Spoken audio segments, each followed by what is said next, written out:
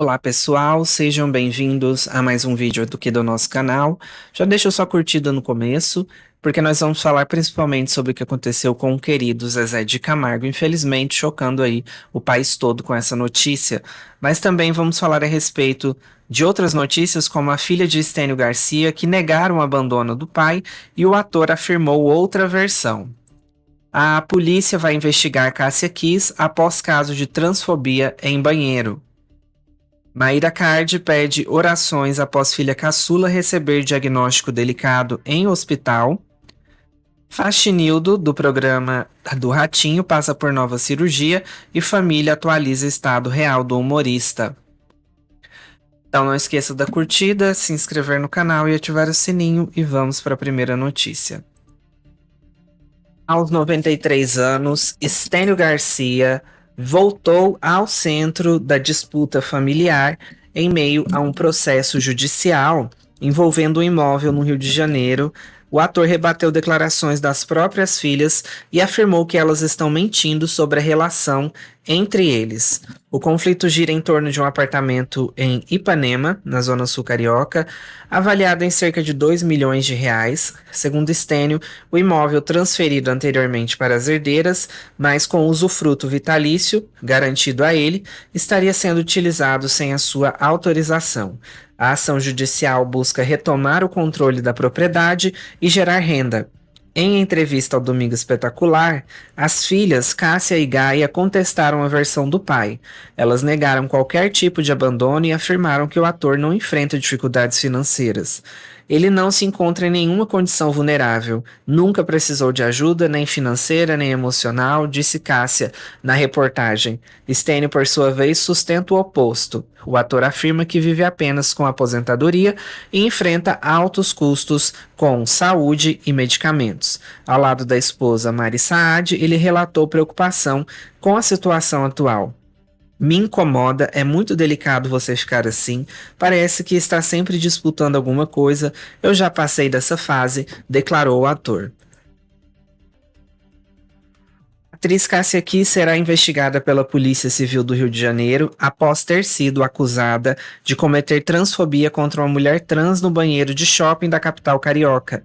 A informação foi confirmada ao Metrópolis após a vítima prestar denúncia contra a artista.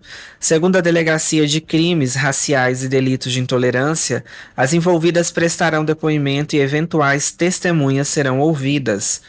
Cássia Kiss, além disso, as autoridades afirmaram que outras diligências serão realizadas, como a busca por filmagens e câmeras de segurança que tenham flagrado o ocorrido. Roberta Santana usou suas redes para relatar que teria sofrido transfobia no banheiro de um shopping no Rio de Janeiro. Ela, que é uma mulher trans, acusou Cássia Kiss de ter a constrangido e de tentar impedir que ela usasse o espaço. Segundo o relato, a colunista Fábio Oliveira, Cássia Kiss teria afirmado que o Brasil está perdido ao ver Roberta entrar na cabine. A atriz também teria reclamado da presença de um homem no banheiro das mulheres. Contrariada, Roberta respondeu dizendo ser uma mulher trans e que tinha o direito de usar o banheiro feminino. E a confusão, então, teria seguido para fora do banheiro, onde a atriz teria levantado a voz contra a vítima. Maíra Card, influenciadora, usou suas redes sociais para pedir orações pela filha caçula Eloá, de 6 meses. A bebê está internada em um hospital fora do país depois de receber um diagnóstico que preocupou a família e mobilizou os seguidores ao longo das últimas horas nas plataformas digitais da empresária. Em publicação no Instagram, Maíra contou a angústia de enfrentar a situação distante de casa. Segundo a influenciadora, a bebê testou positivo para o vírus que causa bronquiolite, doença comum em crianças pequenas. Estamos no hospital, longe da nossa casa, da nossa língua e dos nossos médicos. De acordo com o relato, Eloá apresentou piora nos últimos dias, com febre e dificuldade para se alimentar. Após o atendimento médico, o quadro foi estabilizado. A bronquiolite é uma infecção viral que atinge os bronquíolos e estruturas dos pulmões responsáveis pela passagem do ar e atingem principalmente bebês com menos de 2 anos. Já deixe sua curtida, se inscreva no canal e ative o sininho. O humorista Faxinildo, do programa do Ratinho, voltou para o centro cirúrgico e segue em fase de recuperação. A família atualizou o estado de saúde do artista e mostrou um vídeo em que ele aparece consciente no leito hospitalar, tranquilizando parte dos fãs que vinham pedindo orações nas redes sociais. Nas redes sociais, parentes publicaram a gravação em que Faxinildo aparece se alimentando e respondendo aos profissionais de saúde, consciente e fazendo refeições após a segunda cirurgia, escreveu a família na publicação. O recado animou os seguidores e indicou uma evolução depois do procedimento mais recente do humorista.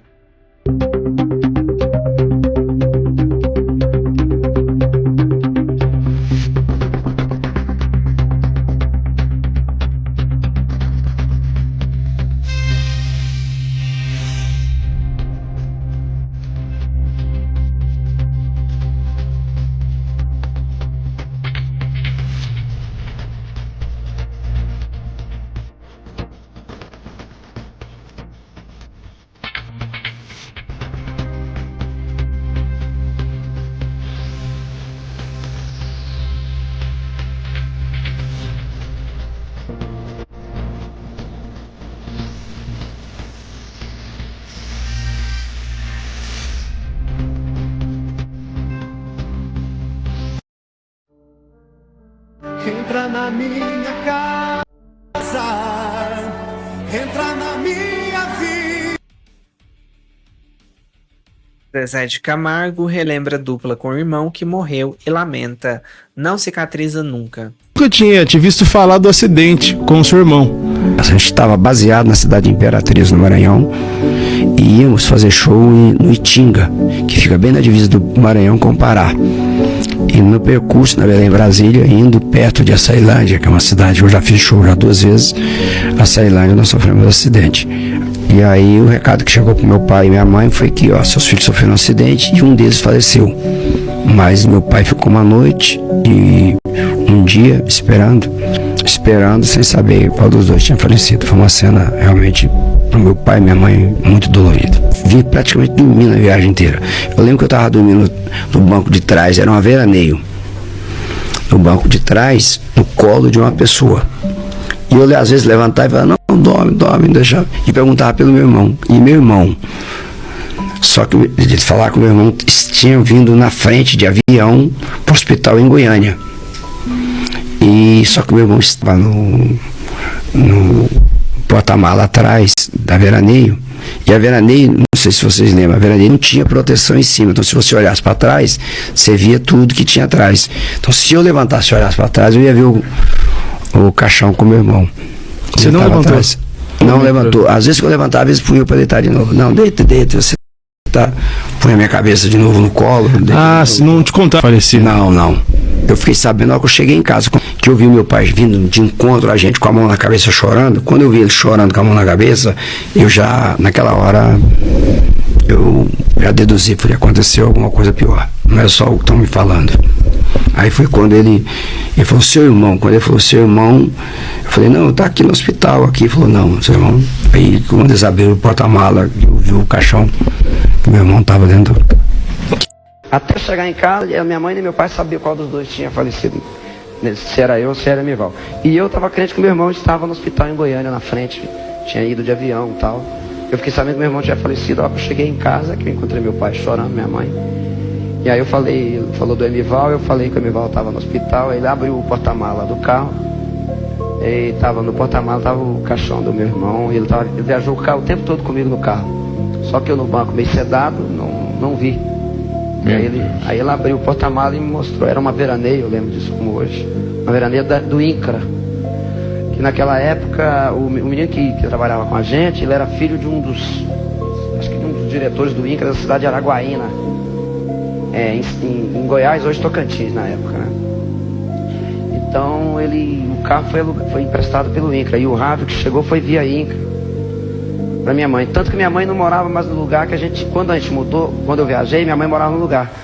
Quando eu cheguei, ela já morava em outro lugar, porque a gente morava de aluguel. Então eu via se morava 2 meses no lugar, 3 no outro, né? Meio com a vida de cigano.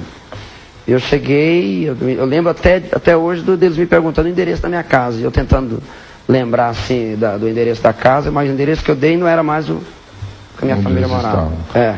E com a chegada do Luciano preencheu essa lacuna que... Não, a lacuna não, né? Assim, eu acho que a nossa história estava escrita já por Deus, sempre digo isso.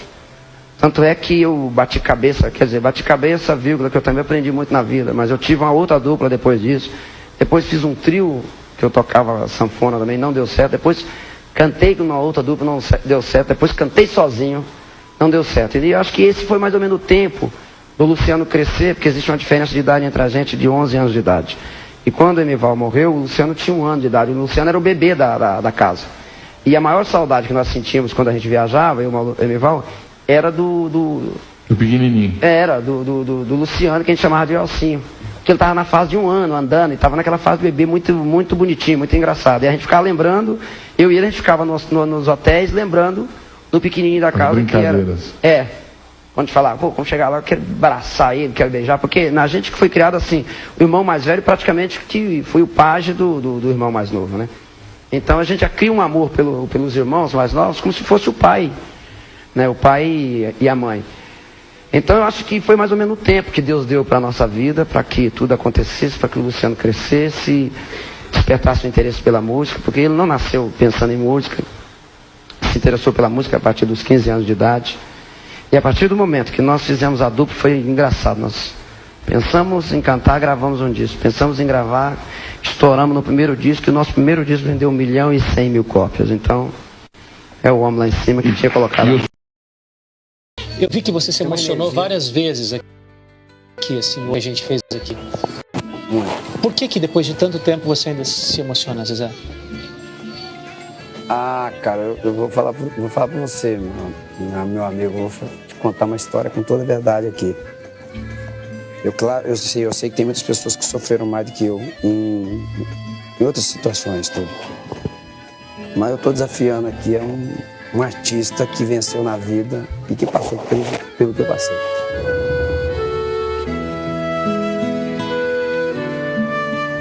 Você e teu irmão Zezé de Camargo e Luciano conquistaram o Brasil, o mundo.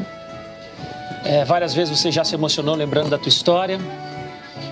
Mas a palavra que você tem disso aqui tudo, que resume isso aqui tudo, é saudade?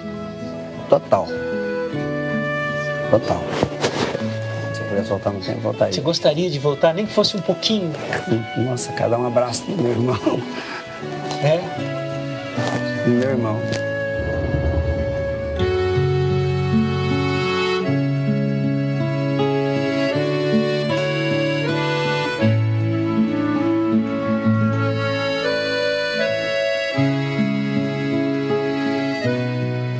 Amo ele demais, cara. Pelo amor de Deus. Meu irmão. Que é tudo. Agradecemos a sua visualização. Obrigado por assistir. Ei, não sai agora, tem mais vídeos para você assistir. Clique em um deles.